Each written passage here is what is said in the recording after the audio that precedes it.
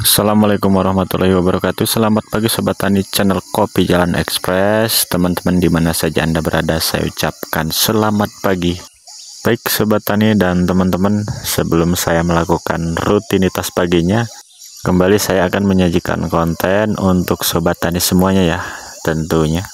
Baik Sobat Tani pencinta kopi di seluruh tanah air, pada kesempatan pagi kali ini kita akan sharingkan tentang cara pemaksimalan bahan serta pemaksimalan sambungan baru dan untuk dosis pemupukannya, serta di akhir video nanti kita akan sepil kondisi rumput sintrong yang mana beberapa tempo hari yang lalu telah kita semprot menggunakan sistemik. Baik Sobat Tani yang belum subscribe, jangan lupa subscribe dulu sebelum dilanjut ya, serta nyalakan lonceng notifikasinya supaya tidak ketinggalan info menarik seputar tanaman kopinya. Baik Sobat Tani, kita review bahan dulu nih untuk yang topik pertamanya. Nah ini klon daun lebar grade Akita sambung dahan, penyambungan pada bulan 12 kemarin rata-rata sudah 4 ruas ya nih, 4 mau ke 5 ruas, yang mana ini akan terjadi pembuahannya di tahun 2026.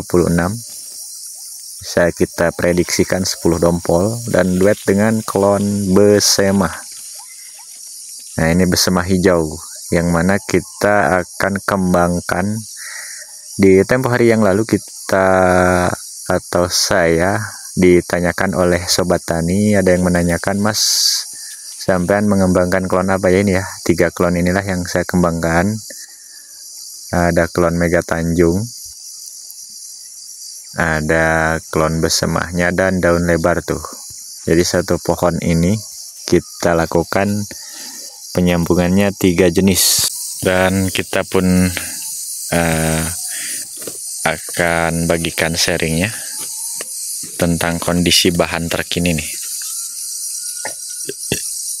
Kita hitung ini di klon Mega Tanjung 1, 2, 3, 4, 5 ruas. Kenapa sudah muncul bintik seperti ini? Ini tanda-tanda kehamilan pertama ya, hamil muda. Dan jangan khawatir ya Sobat Tani, bagi yang ini kan 1, 2, 3, 4, 5, 6 ruas, 5 ruas atau dari 8 ruas ke bawah yang kondisinya hamil seperti ini akan terjadi pembungaan di bulan 5 ya. Pembungaan awalnya di bulan 5 dan ini akan terus lanjut memanjang. Nanti tetap itu kan di musim perdana ya, terjadi pembungaan perdana di bulan 5 itu. Nanti pemetikan kopinya ya di bulan 5, tentunya bulan 5 awal. Akan tetapi nanti untuk panen atau pembungaan rayanya tetap terjadi di bulan 6 dan 7 sampai di bulan 8 ya, seperti itu. Jadi untuk Sobat Tani yang bahannya ada yang seperti ini di bulan 4 sekarang nih ya, perhatian semuanya, jangan lagi dibuang karena ini musim perdana ya. Tuh ujungnya kan belum. Kita cek di klon Besema.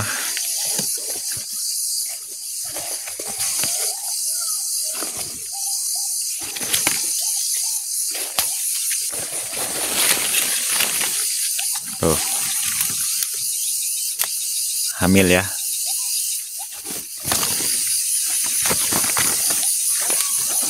Dan yang ini polos, 7 ruas polos. Nah itu ya, jadi jangan dibuang. Yang hamil di bulan 4 sekarang ini akan terjadi pembungaan rayanya di bulan pembungaan awal ya, bukan raya, pembungaan awalnya di bulan 5. Seperti itu. Ini klon daun lebar grade A. 1, 2, 3, 4, 5 mau ke 5 ruas. Kondisi polos. Di klon daun lebar masih polos ya. yang di Mega Tanjung yang udah hamil, rata-rata hamil di Mega Tanjung ini ya. Berarti untuk panennya nanti untuk klon Mega Tanjung duluan. Nah, seperti sobat tani ketahui, di pohon ini ada 3 sambungan. Ada klon bersama, di bawahnya ada daun lebar grade A, dan ini Mega Tanjung. Jadi tinggal atur-atur saja arah dan tata letaknya, asalkan tidak tumpang tindih. Satu pohon bisa 3, 4, bahkan 5 sambungan ya, satu pohon kopi ini. Mengingat pohon kopi ini adalah sambungan tugu blerek dan sudah tua sekali, sudah ada kisaran lebih dari 10 tahun, dan tidak saya rekomendasikan. Ini seperti ini ya, ciri-ciri tugu blerek buahnya.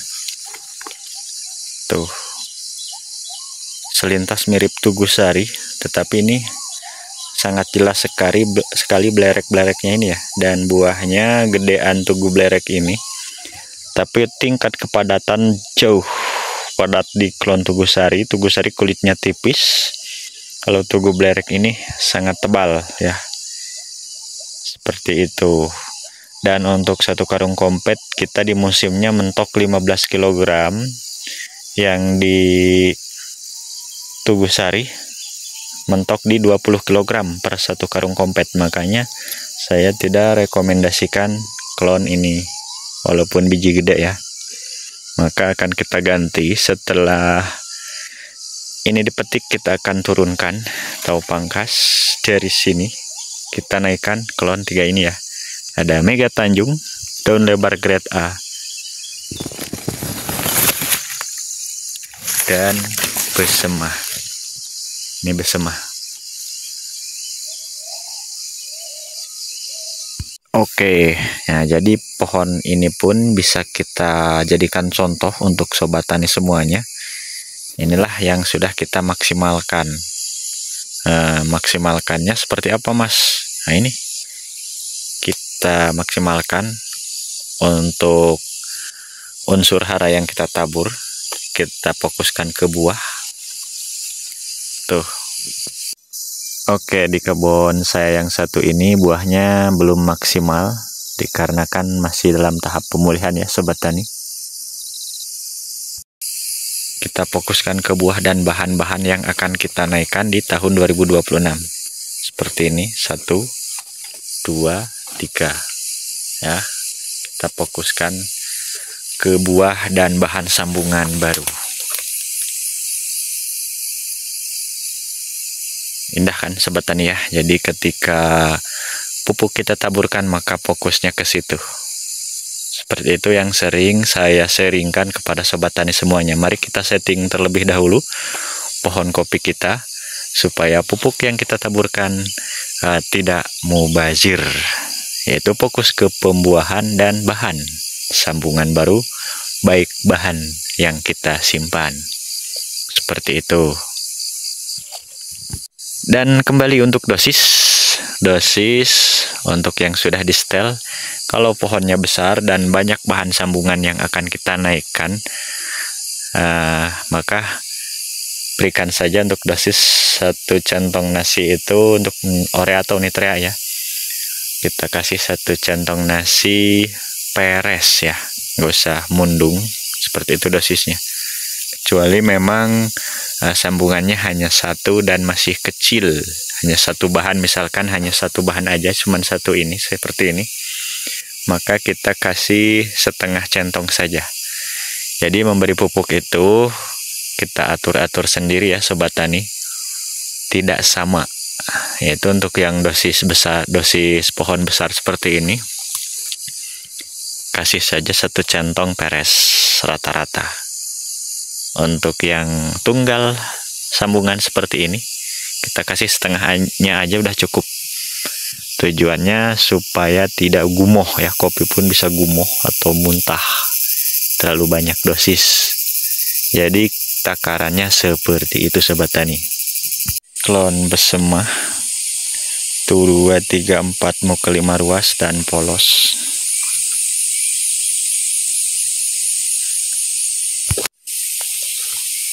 Besemah sambung dahan Jadi kenapa ini bisa maksimal seperti ini? Karena untuk dahan yang lain sudah saya pruning ya Sobat Tani. Ini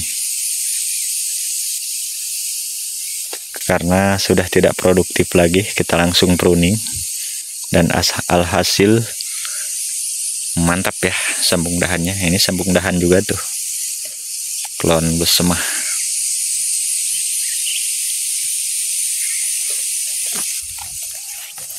Kita ke arah sini.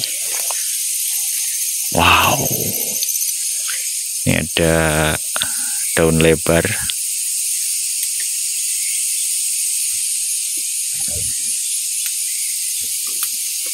Sambung dahan daun lebar. Ada 1, 2, 3, 4. Satu pohon 4 sambungan. Tuh.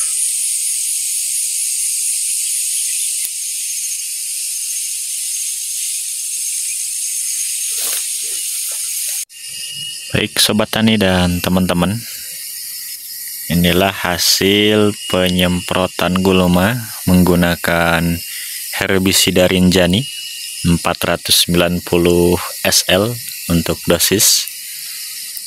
Dan untuk per tangkinya kita kasih 100, mengingat ini rumput tadinya tinggi. Dan ini adalah jenis sintrongnya nih. Ya. Mati ya, cuman ini kadar airnya banyak, masih proses ya. Untuk mengeringnya bisa 10 harian lagi ya prosesnya, sangat lambat. Ini hasilnya, hasil penyemprotan menggunakan herbisida Rinjani. Silahkan monggo yang mau mencoba. Yang penting adalah tingkat keasliannya ya. Untuk jenis herbisida sistemik itu mampu membasmi gulma sintrong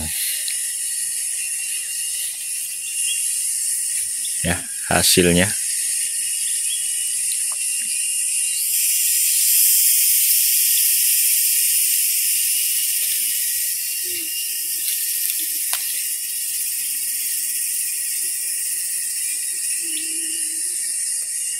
Baik Sobat Tani dan teman-teman, mengingat durasi yang lumayan panjang, jadi untuk konten video kali ini saya cukupkan dulu sampai di sini. Mudah-mudahan ada hal positif yang bisa diambil tentunya dari konten video kali ini. Saya akhiri, billahi taufik wal hidayah. Wassalamualaikum warahmatullahi wabarakatuh.